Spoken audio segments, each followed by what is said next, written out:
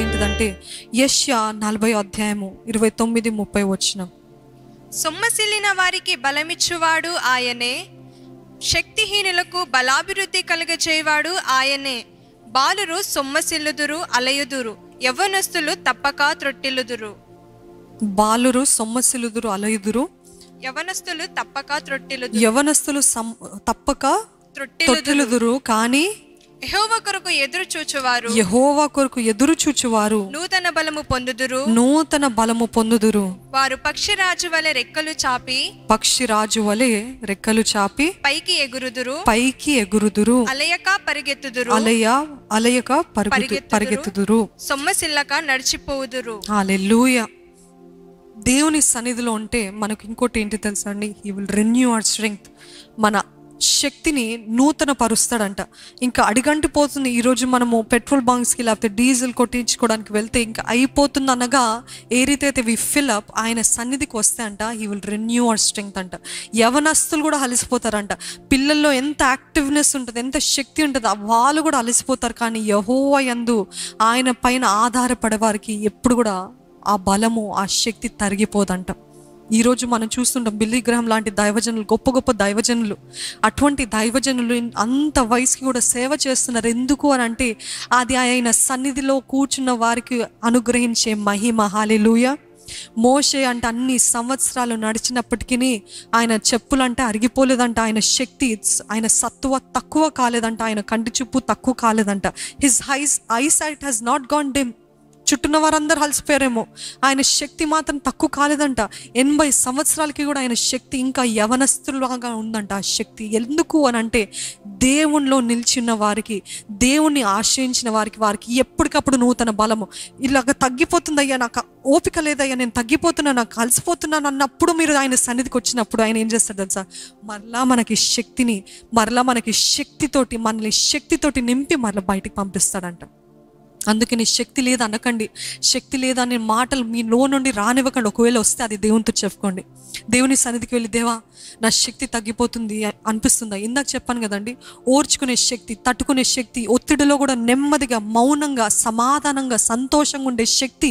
అటువంటి శక్తి మనము కాపాడుకున్నప్పుడు ఏం జరుగుతుందంటే ఎన్ని వచ్చినా మనకి ఇది కూడా మనం బెదిరించవు. కానీ కొన్నిసార్లు యాజ్ అ పర్సన్, మానవ నైజంగా ఏం జరుగుతుందంటే మనం ఎంత సంతోషంగా ఉన్నా మన చుట్టూన్న వారు ఏ రీతిగా మనల్ని బాధ పెట్టాలని, ఇంత సంతోషంగా ఉంది కదా, వీరి బలహీనత ఏంటో ఆ బలహీనత తెలుసుకుని మనల్ని చిత్తక దొరకాలని ఆ బలహీనతని పిన్ పాయింట్ చేసి ఇంకా మనకి ఎలాగైపోతుందంటే ఇంత కాపాడుకోవడం వ్యర్థమే, ఇంత మౌనంగా ఉంటాం వ్యర్థమే, ఇంకా అయిపోయింది, నాకు ఓపుకో లేదు, శక్తి లేదు అనే మాటలు మనకు వస్తుంటాయి. నాకు తట్టుకునే శక్తి లేదు, ఎంతగా తట్టుకున్నా, ఎంతగా సహించుకున్న మాటల పైన మాటలు, ఇంకా ఓపిక లేదు అన్న పరిస్థితిలో దేవుడు అంటున్నాడు, వారిని అనటం కాదు, కానీ ఎందుకు ఇన్ని మాటలు అన్నారు అని కాదు, కానీ దేవుని సన్నిధికి వెళ్తే అంట మన శక్తిని రెన్యూ చేస్తాడంట. పక్షిరాజు యవన బలం ఎలాగైతే రెన్యూ చేసుకుంటాడో ఆ రీతిగా దేవుని సన్నిధికి వస్తే రెన్యూ చేస్తాడంట.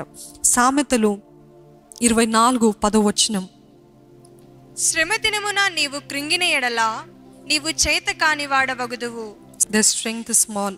ఈరోజు మనం గొప్పగా డంబంగా మాట్లాడుతుంటాం, నేను ఇది సాధించగలుగుతాను, అది సాధించగలుగుతానని.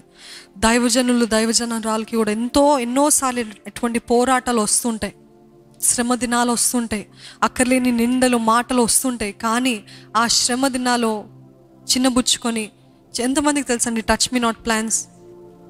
అందరికీ తెలుసు కదా ఏం జరుగుతుంది. మీరు ఎప్పుడైనా ముట్టుకున్న వారు ఉంటే చేతులు ఎత్తి చూపిస్తారా? ఏం జరుగుతుంది? కొంచెం ఇలా ముట్టుకునగానే ఏం చేసి మూసుకుని పోతుంది, చిన్నబుచ్చుకుంటుంది. ఈరోజు మనం కూడా చాలాసార్లు ఇట్లా ముట్టుకుంటే, ఒక శ్రమ వస్తే, ఒక పోరాటం వస్తే, ఒక ఇబ్బంది వస్తే చిన్నబుచ్చుకుంటాం.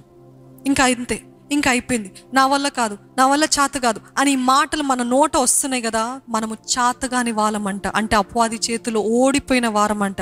దేవుడు అంటున్నారు మీరు జయశీలులుగా బ్రతకాలి, through Christ I can do everything అని చెప్పాల్సిన మనము మనం ఏం చేస్తున్నామంట, కొన్ని శ్రమలు రాగానే మనం చిన్నబుచ్చుకుంటున్నామంట, నా వల్ల కాదంటున్నామంట. అందుకని దేవుడు అన్నాడు, చాతకాని వారుగా ఉండకండి.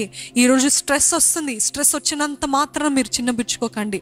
ఒత్తిడిలో ఉన్నారు, శ్రమలో ఉన్నారు, బాధలో ఉన్నారు, భారంలో ఉన్నారు, అయినప్పటికీ don't say I am done. Say, I will fight, I will push forward, I will keep moving forward, I will keep pushing, I will keep fighting. Fight the good fight. Fighting అంటే ఏదో మనుషులతో పోరాడమని కాదు, మంచి పోరాటం పోరాడాలి, దేవునిలో పోరాడాలి, ఆయన నీతి ఆయన రాజ్యం నిమిత్తమై పుష్ చేసుకుంటూ వెళ్తూనే ఉండాలి. చిన్నబుచ్చుకోవడం కాదండి. ఒత్తిడి రాగానే దయచేసి మాటలు ఆపేయండి. మరలా చెప్తున్నాను, నా వల్ల కాదు అనే మాటలు ఆపేయండి, నా వల్ల చేత కాదు అనే మాటలు ఆపేయండి, నేను ఈ కుటుంబంలో నేను విడాకులు ఇచ్చేస్తాననే మాటలు ఆపేయండి, నాకు ఈ పిల్లలు వద్దు, ఈ పిల్లలు తంట, ఈ పిల్లలు నాకు ఎంత స్ట్రెస్ ఇస్తున్నారు ఆపేయండి. ఎన్నో మార్లు ఇటువంటి పరిస్థితులు ఎదుర్కొంటారు తల్లిదండ్రులు.